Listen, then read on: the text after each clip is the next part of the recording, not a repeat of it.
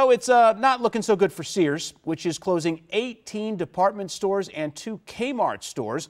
2 of the locations are in Maryland. That's a total of 260 stores closing this year. Sears said in March that it had doubt it would survive on its own. We're hearing more and more mall stores struggling to stay open. In 2017, more than 3,500 stores will close their doors, ranging from department stores to middle of the mall stores. So here's the question. Are we seeing the death of malls in America? I'm joined by 2 business experts to help us answer that question. Simon Blanchard, professor at Georgetown's McDonough School of Business, and Brandon Chakotski. Brandon is a business faculty member at Johns Hopkins University Carey Business School. So we'll put this, Simon, to you first. What is wrong with malls? Why are they dying? Well, some of the large retailers are struggling right now. As you mentioned, Sears, but even just yesterday, Bed Bath & Beyond had absolutely abysmal earnings, lost a big part of the market. I think same-store sales were down 2%, even though they experienced growth online. So the obvious thing is consumers are moving online, and we knew that for several years.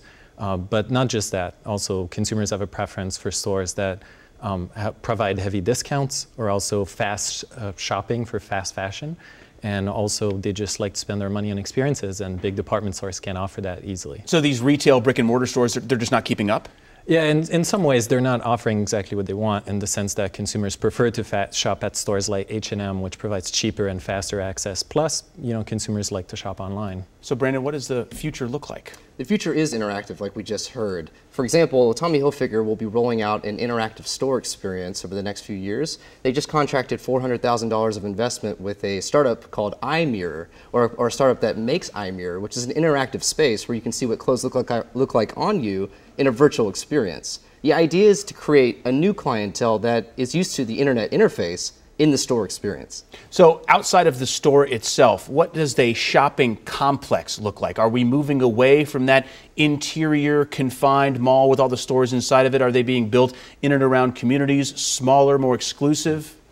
Well, these are physical assets. Real estate investment trusts who own the property are having a hard time redoing the entire structure. So what it is now a rethinking, more collaborative spaces, a new type of retail experience where you have startup economy retail centers, like incubators that are coming in. For example, a case study in Austin, Texas, the municipality brought in the local community college to help propel some local businesses to rent out some of the area with tax help.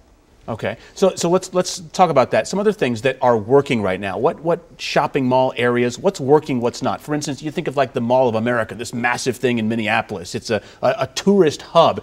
Is it still sticking with the times and doing well? Some of that falls into the stores that are in those malls themselves. So you see retailers taking kind of experiments with some of the things they can do in their own stores. So you can see a store like Dick's Sporting Goods inside one of those malls trying to do things to get consumers to come. For instance, doing a climbing wall so that people can come and experience the merchandise, something they can't do online. So that might be a way for people to come to the stores and then affect the structure. I'm also seeing a lot of mixed use, the residential and retail commingling. Is that popular? New districting and new zoning laws are taking place through municipalities across the country to solve for this issue. One of the biggest lobby fronts are local businesses that are looking for live-in consumers. These are likely young people, millennials, people part of my demographic with new disposable income or a high propensity to buy localized and customized products. Yeah, well, it's going to be an interesting topic to discuss further, the future of shopping and what my teenage girls, when they're teenagers, what they're going to be doing, what that looks like. Gentlemen, appreciate your time. Thank you both.